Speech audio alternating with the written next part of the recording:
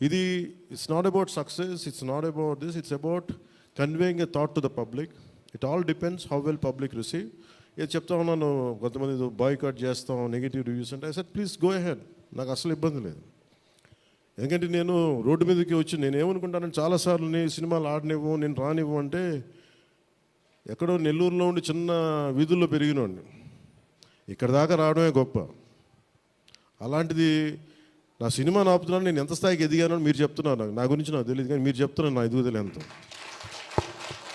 ఎవడో ఒక హీరో ఒక సినిమా తీస్తే ఆ సినిమాని మిమ్మల్ని భయపెట్టేంత స్థాయిలో ఉందా? నా మీద కూర్చోబెట్టి ఒక క్విట్ ఇండియా మూమెంట్ ఇదేమన్నా,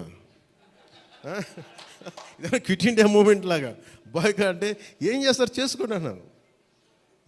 ఏం ఫరక్ పడుతుంది, ఏమీ తేడా పడుతుంది? నథింగ్. ఇవన్నీ చూడకుండా జీవితంలోకి వస్తామా? ఇవన్నీ ఇంతకుమించి మేము చూడలేదా?